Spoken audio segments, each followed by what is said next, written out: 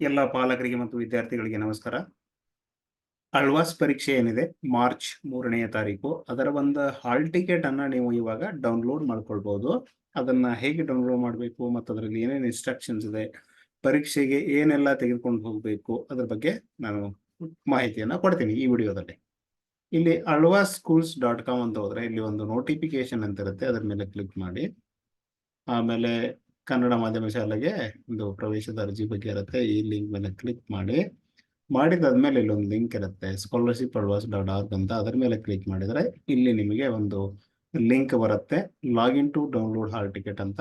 ಇದ್ರ ಮೇಲೆ ಕ್ಲಿಕ್ ಮಾಡಿ. ಇಲ್ಲಿ ನೀವು ಆಲ್ರೆಡಿ ಈಗ ಅಪ್ಲಿಕೇಶನ್ ಹಾಕಿರ್ತೀರಲ್ಲ, ಆ ಅಪ್ಲಿಕೇಶನ್ ಅಲ್ಲಿ ಇರುವಂತೆ ಇಲ್ಲಿ ನೇಮ್ ಅನ್ನು ಹಾಕಬೇಕು, ಇಮೇಲ್ ಐಡಿ ಏನ್ ಕೊಟ್ಟಿರೋದು ಅದನ್ನ ಹಾಕಬೇಕು, ಫೋನ್ ನಂಬರ್ ಕೊಡಬೇಕು, SATS ನಂಬರ್ ಕೊಡಬೇಕು, ಅಪ್ಲಿಕೇಶನ್ ನಂಬರ್ ಕೊಡಬೇಕು. ಆಮೇಲೆ ಇದ್ರ ಮೇಲೆ ಕ್ಲಿಕ್ ಅಂತ ಕೊಟ್ಟಾಗ ನಿಮಗೆ ಹಾಲ್ ಟಿಕೆಟ್ ಡೌನ್ಲೋಡ್ ಆಗುತ್ತೆ. ಯಾವ ತರ ಡೌನ್ಲೋಡ್ ಆಗುತ್ತೆ, ಈ ತರ ಇರುತ್ತೆ ಅದು. ಇಲ್ಲಿ ಕೆಲವೊಂದು ಡೀಟೇಲ್ಸ್ ಇರುತ್ತೆ, ಇಲ್ಲಿ ಮೇಲೆಲ್ಲ ಇರುತ್ತೆ. ಏನಂತಂದ್ರೆ ನಿಮ್ಮ ಹೆಸರು, ನಿನ್ನ ಫೋಟೋ ಎಲ್ಲ ಇರುತ್ತೆ. ಆನಂತರ ನಿಮ್ದು ಎಕ್ಸಾಮ್ ಸೆಂಟರ್ ಯಾವುದು, ಕೆಲವೊಂದು ಒಂದು 3-4 ಎಕ್ಸಾಮ್ ಸೆಂಟರ್ ಇದೆ ಅದೇ ಒಂದು ಕ್ಯಾಂಪಸ್ ಅಲ್ಲಿ. ಸೊ ಅಲ್ಲಿ ನೀವು ಖುದ್ದಾಗಿ ಹೋದಾಗ ನಿಮಗೆ ಅದ್ರ ಬಗ್ಗೆ ಮಾಹಿತಿಯನ್ನ ಕೊಡ್ತಾರೆ ಅವರು. ಸೊ ಇಲ್ಲೊಂದು ಕೆಲವೊಂದು ಇನ್ಸ್ಟ್ರಕ್ಷನ್ಸ್ ಇದೆ, ಅದನ್ನ ನೋಡೋಣ ನಾವು. ವಿದ್ಯಾರ್ಥಿಗಳಿಗೆ ಇನ್ಸ್ಟ್ರಕ್ಷನ್ಸ್ ಇದೆ ಇಲ್ಲಿ. ಇಲ್ಲಿ ಇನ್ಸ್ಟ್ರಕ್ಷನ್, ಪ್ರವೇಶ ಪತ್ರ ಇಲ್ಲದೆ ಪರೀಕ್ಷೆಗೆ ಹಾಜರಾಗುವಂತಿಲ್ಲ. ಪ್ರವೇಶ ಪರೀಕ್ಷೆ ಬೇಕೇ ಬೇಕು. ನಿಮಗೆ ನಿಗದಿಪಡಿಸಿದ ಪರೀಕ್ಷಾ ಕೇಂದ್ರದಲ್ಲಿಯೇ ಪರೀಕ್ಷೆ ಬರೆಯುವುದು. ಬೇರೆ ಕೇಂದ್ರದಲ್ಲಿ ಪರೀಕ್ಷೆ ಬರೆದರೆ ಮಾನ್ಯ ಮಾಡಲಾಗುವುದಿಲ್ಲ. ನಿಮ್ಗೆ ಏನೋ ಒಂದು ಕೇಂದ್ರ ಕೊಟ್ಟಿರ್ತಾರೆ, ಇದೇ ಹಾಲ್ ಟಿಕೆಟ್ ಅಲ್ಲಿ ಮೇಲೆ ಇರುತ್ತೆ, ಅಲ್ಲೇ ಪರೀಕ್ಷೆ ಬರಿಬೇಕು. ಪರೀಕ್ಷೆ ಕೇಂದ್ರಗಳ ವಿವರ ಮತ್ತು ನೋಂದಣಿ ಸಂಖ್ಯೆಯನ್ನು ಸ್ಥಳದಲ್ಲಿಯೇ ಪ್ರಕಟಿಸಲಾಗುವುದು. ಅಲ್ಲಿ ಡೀಟೇಲ್ಸ್ ಎಲ್ಲ ಕೊಟ್ಟಿರ್ತಾರೆ, ಅದರ ಪ್ರಕಾರ ನೀವು ಹೋಗಿ ಕುಳಿತುಕೊಳ್ಬಹುದು. OMR ಹಳೆ ಮೇಲ್ಭಾಗದಲ್ಲಿ ಅಭ್ಯರ್ಥಿ OMR ಸೀಟ್ ಕೊಟ್ಟಿರ್ತಾರೆ ನಿಮಗೆ, ಅದರ ಮೇಲೆ ವಿದ್ಯಾರ್ಥಿ ಹೆಸರು ಬರಿಬೇಕು, ವಿದ್ಯಾರ್ಥಿ ಅಪ್ಲಿಕೇಶನ್ ನಂಬರ್ ಹಾಕಬೇಕು. ಅಪ್ಲಿಕೇಶನ್ ನೀವು ಒಂದು ಪ್ರಿಂಟ್ ಔಟ್ ತೆಗೆಸ್ಕೊಂಡು ಹೋಗ್ಬೇಕು.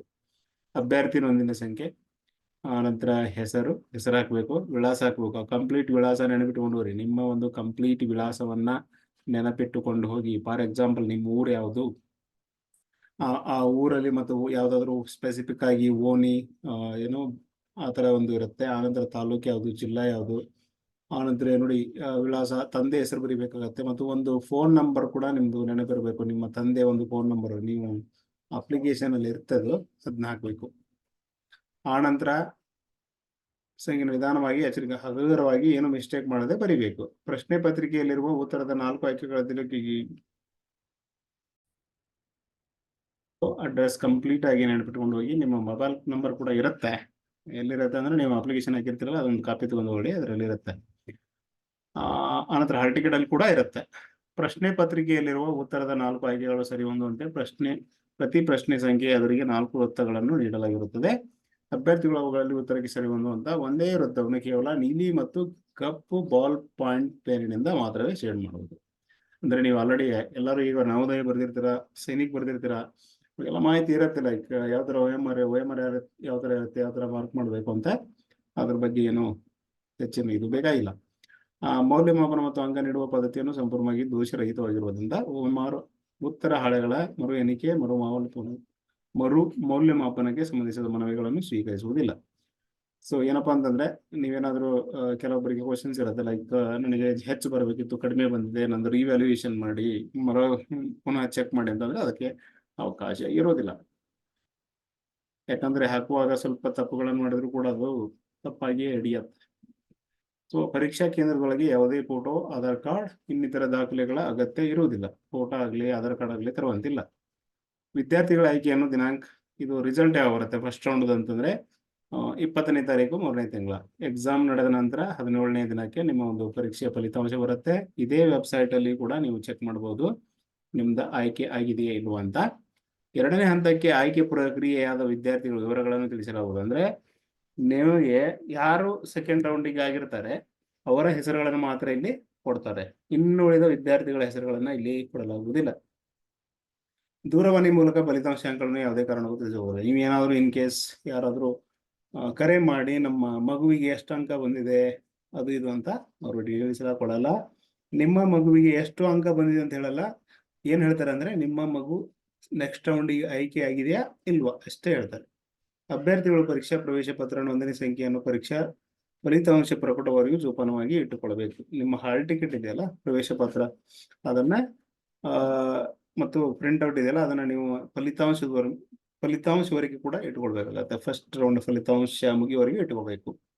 ನೆಕ್ಸ್ಟ್, ನಕಲು ಮಾಡಲ್ಲ. ಏನಾದರೂ ಕಾಪಿ ಗೀಪಿ ಮಾಡ್ಲಿಕ್ಕೆ ನೋಡಿದ್ರೆ ಅಲ್ಲಿಂದ ನಿಮ್ಮನ್ನ ಹೊರ ಹಾಕಿ ನಿಮ್ಮದ ರದ್ದುಗೊಳಿಸಲಾಗತ್ತೆ.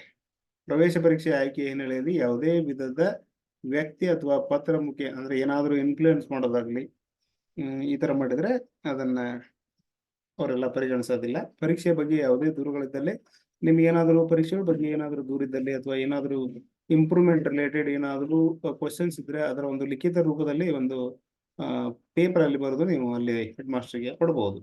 ಪರೀಕ್ಷೆ ದಿನಾಂಕ 3 ಮಾರ್ಚ್ 2024. ಆನಂತರ ಎಕ್ಸಾಮಿಗೆ ಏನು ತಗೊಂಡು ಹೋಗಬೇಕು ಅಂತಂದ್ರೆ, ಒಂದು ಪೆನ್ಸಿಲ್ ಇರ್ಬೋದು, ಪೆನ್ ಇರ್ಬೋದು, ಒಂದು ಫೋಟೋ, ಅದು ಮಾತ್ರ ನೀವು ತೆಗೆದುಕೊಂಡು ಹೋಗ್ಬೇಕು. ಅಭ್ಯರ್ಥಿಗಳು ಪರೀಕ್ಷಾ ಪ್ರವೇಶ ಪತ್ರ, ನೋಂದಣಿ ಸಂಖ್ಯೆ ಅಥವಾ ಇದು ಯಾವುದೇ ಫೋಟೋ, ಇಲ್ಲಿ ನೋಡಿ, ಪರೀಕ್ಷಾ ಕೇಂದ್ರದೊಳಗೆ ಯಾವುದೇ ಫೋಟೋ, ಆಧಾರ್ ಕಾರ್ಡ್ ಇನ್ನಿತರ ದಾಖಲೆ ಅಗತ್ಯ ಇರುವುದಿಲ್ಲ. ವಿದ್ಯಾರ್ಥಿಗಳ ಆಯ್ಕೆ ಮುಂದಿನ ಇತರದ 4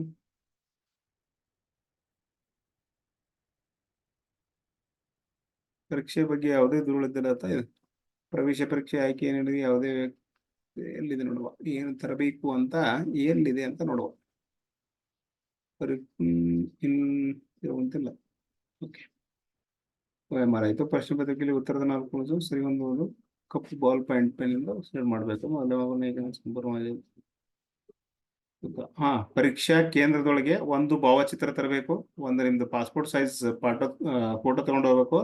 ಕೆಲವೊಂದು ಪೆನ್ಗಳನ್ನು ತಗೊಂಡ್ರಿ, ಒಂದು 2-3 ಪೆನ್ನು, 1-2 ಪೆನ್ಸಿಲ್, ರಬ್ಬರ್ ಹೊರತುಪಡಿಸಿ ಎಷ್ಟು ನೀವು ತೆಗೆದುಕೊಂಡು ಹೋಗ್ಬೋದು. ಕಾರಣ ಎಷ್ಟು ನೀವು ಎಕ್ಸಾಮ್ ಒಳಗಡೆ ತೆಗೆದುಕೊಂಡು ಹೋಗಬೇಕು. ಹಾಲ್ ಟಿಕೆಟ್ ಒಂದಿಗೆ, ಇದು ಹಾಲ್ ಟಿಕೆಟ್, ಒಂದು ಫೋಟೋ, ಒಂದು 2-3 ಪೆನ್ನು, ಪೆನ್ಸಿಲ್ ಮತ್ತೆ ರಬ್ಬರು. ಇನ್ನೊಂದು ಏನಪ್ಪಾ ಅಂತಂದ್ರೆ, ನೀವು ಅಪ್ಲಿಕೇಶನ್ ಆಗಿರ್ತಿಲ್ಲ, ಅದನ್ನು ತೆಗೆದುಕೊಂಡು ಹೋಗ್ಬೋದು. ಇನ್ ಕೇಸ್ ಅವ್ರು ಏನಾದ್ರು ಅದು ಬೇಡ ಅಂತಂದ್ರೆ ಅದನ್ನ ಹೊರಗೆ ಇಡ್ಬೋದು. ಇಷ್ಟು ಮಾತ್ರ ನೀವು ತೆಗೆದುಕೊಂಡು ಹೋಗ್ಬೇಕು. ವಾಚ್ ಗೀಚ್ ಎಲ್ಲ ಕಟ್ಕೊಂಡು ಹೋಗಬೇಡಿ, ಅದ್ರದ್ದು ಅವಶ್ಯಕತೆ ಇರೋದಿಲ್ಲ. 5ನೇ ತರಗತಿ ಇರುವಂತ ಮಕ್ಕಳು ಎಕ್ಸಾಮ್ ಬರಿತಾ ಇದ್ರೆ ಅವರಿಗೆ 120 ಅಂಕಗಳ ಒಂದು ಪರೀಕ್ಷೆ ಇರುತ್ತೆ. ನೆನಪಿಟ್ಕೊಳ್ಳಿ, ಯಾವ್ದಾವ್ದು ಎಷ್ಟೆಷ್ಟು ಇರುತ್ತೆ ಅಂತ ಹೇಳ್ತಾ ಇದ್ದೀನಿ. 1 more time. ಕನ್ನಡ 15 ಇರುತ್ತೆ, ಇಂಗ್ಲಿಷ್ 15 ಇರುತ್ತೆ, ಮೆಂಟಲ್ ಎಬಿಲಿಟಿ 15 ಇರುತ್ತೆ, ಮ್ಯಾಥಮೆಟಿಕ್ಸ್ 25 ಮಾರ್ಕ್ಸು, ಸಾಮಾನ್ಯ ವಿಜ್ಞಾನ 25, ಸಾಮಾಜ್ಯ ವಿಜ್ಞಾನ 25. ಸೊ ಟೋಟಲಿ 120 ಮಾರ್ಕ್ಸ್ ಇರುತ್ತೆ. ಸೊ ಮತ್ತೊಂದ್ಸಲ ರಿಪೀಟ್ ಮಾಡ್ತಾ ಇದ್ದೀನಿ. ಕನ್ನಡ 15 ಮಾರ್ಕ್ಸು, ಇದು 5ನೇ ತರಗತಿಯಲ್ಲಿ ಓದುತ್ತಿರುವಂತ ಮಕ್ಕಳಿಗೆ. ಕನ್ನಡ 15, ಇಂಗ್ಲಿಷ್ 15, ಮೆಂಟಲ್ ಎಬಿಲಿಟಿ 15, ಗಣಿತ 25, ಸೋಷಿಯಲ್ ಅಂತ ಹೇಳ್ಬೋದು, ಅದು 25 ಮಾರ್ಕ್ಸು, ಸೈನ್ಸ್ 25 ಮಾರ್ಕ್ಸ್. ಸೋಷಿಯಲ್ ಮತ್ತೆ ಸೈನ್ಸ್ ಕೂಡ ಇದು ನಿಮ್ಮ ಪರಿಸರದ ಪಾಠವಾಗುತ್ತೆ. 25, 50 ಅಂಕಗಳು ನಿಮಗೆ ಪರಿಸರದಿಂದಾನೇ ಬರುತ್ತೆ. ಅದರಲ್ಲಿ ಕೆಲವೊಂದು GK ಕ್ವಶನ್ಸ್ ಕೂಡ ಇರ್ಬೋದು. ಸೊ 3 ಭಾಗ, ಕನ್ನಡ, ಇಂಗ್ಲಿಷ್, ಮೆಂಟಲ್ ಎಬಿಲಿಟಿ ಎಲ್ಲ 15, ಗಣಿತ, ಸಮಾಜ ವಿಜ್ಞಾನ ಮತ್ತು ಸಾಮಾನ್ಯ ವಿಜ್ಞಾನ 25. 15 3 ಸೆಕ್ಷನ್, 25 3 ಸೆಕ್ಷನ್, 120 ಕ್ವಶನ್ಸ್, 120 ಮಾರ್ಕ್ಸ್ ಇರುತ್ತೆ. ಇದೊಂದು ಒಂಚೂರು ಮಾಹಿತಿ ಇರಲಿ ನಿಮಗೆ. ಇನ್ನೇನಾದರೂ ಡೌಟ್ಸ್ ಇದ್ರೆ ಖಂಡಿತವಾಗಿಯೂ ನನಗೆ ಕಮೆಂಟ್ ಮಾಡಿ, ನಾನು ಖಂಡಿತವಾಗಿ ನಿಮಗೆ ರಿಪ್ಲೈ ಮಾಡುತ್ತೇನೆ.